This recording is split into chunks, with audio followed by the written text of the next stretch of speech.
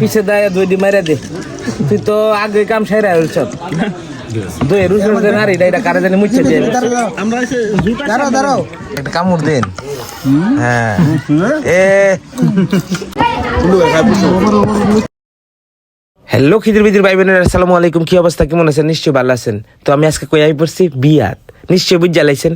ও মা জামাই দিলা যে লজ্জা একটা টইটুম্পুর। তো যাই হোক, জামাই ভিতরে থাকুক, আমরা একটু বাইরে দেখি কেডা কেডা খারইছে। এরা দিয়ে বিশাল বড় একটা আয়োজন, তো পুরা সালিশের একটা আয়োজন করে লাইছে। হেরা জামাই লয়ে যাইবো কেমনে, এই সেই কত কাহিনী। এটা কিন্তু যারা বিয়ে শাদী করছেন হেরা কিন্তু জানেন।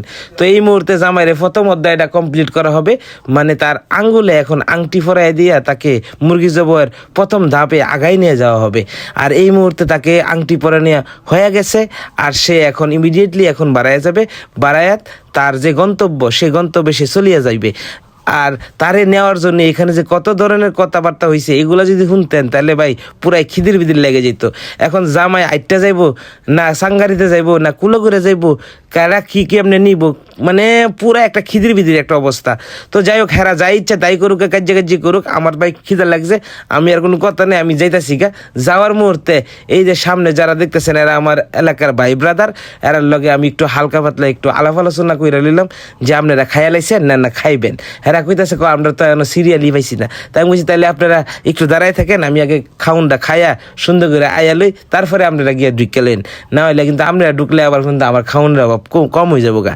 তো এই যেমন কথা এমন কাজ, আমি গিয়ে একটা টেবিল ফাইলাম, টেবিল ফাইয়া সুন্দর কইরা আগে দিয়ে এই যে বালতি ভরা ডাইল, আমি কিন্তু যাক মনটা একটু খারাপ হয়ে গেল, বালতি ভরা থাকবো হইলো গরুর গোস্ত।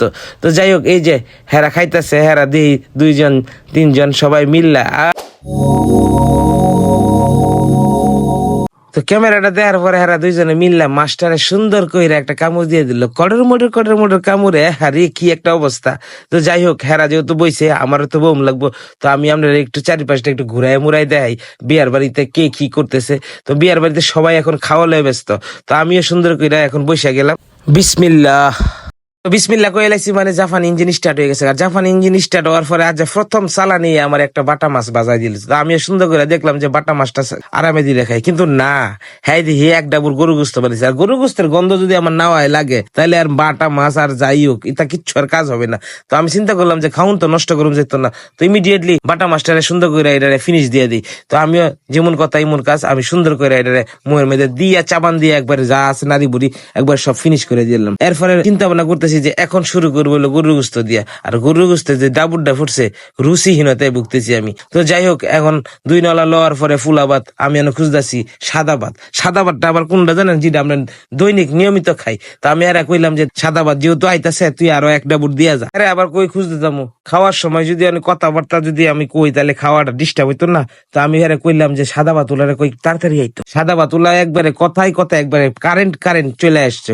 আয়া আমার প্লেটের উপরে 1 প্লেট সাদা ভাত মেরে দিয়ে গেল। আর সাদা ভাত ভাই নিয়মিত খাই, এটা খাইতে কিন্তু ভালো লাগে এবং ভরপেট খাইতারি। আর আপনারা তো আমার খাওয়াটাই দেখেন, অনেকে আমার খাওয়াটা না দেখলে আর বেজারে একবারে বাংলার ফাঁস ওই জায়গা মুখটা। তো আমি আর কইলাম যে কিরে বাতাইলো, তুই একটু তরকারি মরকারি দে। পরে হ্যাঁ আবার চামচ বাইরে 2 ডাবুর দিল। তো তাড়াতাড়ি সুন্দর করে এটা মায়া মুহায়া তারপরে এটা খায়া নিলাম।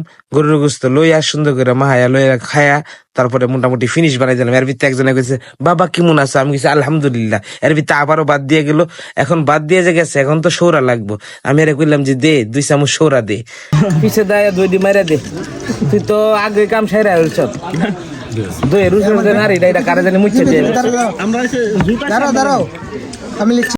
আপনারা অনেকে আমার এই দই দিয়া সুন্দর কইরা ভাত আর গরুর গোস্ত মাহায়া খাওয়া খুব পছন্দ করেন, তাই আমি কিন্তু এটা নিয়মিত খাই। এটা আমি কিন্তু ছোটবেলাতেই খাই। আর এটা কিন্তু আমার কাছে এত বেশি ভালো লাগে যা বলার মতো না। এটা যারা যারা খাইছেন না একবার হইলো ট্রাই করে দেখেন, ইনশাল্লাহ ভালো লাগবো। গরুর গোস্তের মজা পুরো গোস্ত, আপনি এই কথাটা আবার কোনছে গা? গরুর গোস্তের মতো মজা অন্য গোস্তে নাই। গরুর গোস্তই তো সর্বোচ্চ মজা। হ্যাঁ মজা। এই যে চাচা কিন্তু কম খাইছে না।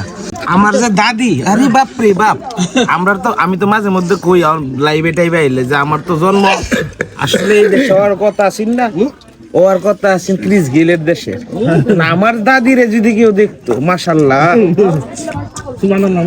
কালারও পাইছি আমরা, ডেস্টিনি কালার।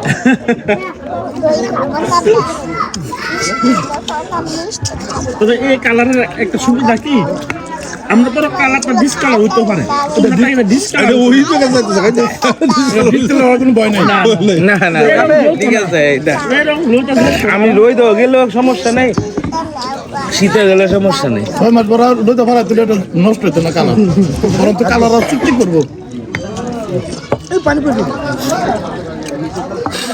কালো কালার হলো অরিজিনাল কালার। কালারে কালারের দুনিয়াটা যাই যেটাই কোক ভাই, আমি কাইল্লা আমার এত কিছু ফর্সা হওয়ার তখন দরকার নেই। আমার বংশ পরম্পরায় ক্যারিবিয়ান দ্বীপপুঞ্জের তাইছে, হে হিসেবে আমি এখন ক্যারিবিয়ান বাঙালি হয়ে গেছি গা। অনেক আর কিছু করার নাই, খালি খাই আর ঘুরি, এই অবস্থা। তো আমার খাউন দেখে যারা যারা ভাল লাগছে হেরা হেরা আল্লাহর রস্তে আমার ফেসবুক, ইউটিউব আর এই যে টিকটক হ্যাঁ গোতা দিয়ে দিয়েন। আর আমার ইউটিউবে একটু গিয়া আপনারা একটু সাবস্ক্রাইব করে দিয়েন, কারণ আমার ইউটিউবে একটু কেমন যেন আপনারা একটু রুচিহীনতায় ভুগতেছে। তো ভালো থাকবেন, সুস্থ থাকবেন, আল্লাহ হাফেজ।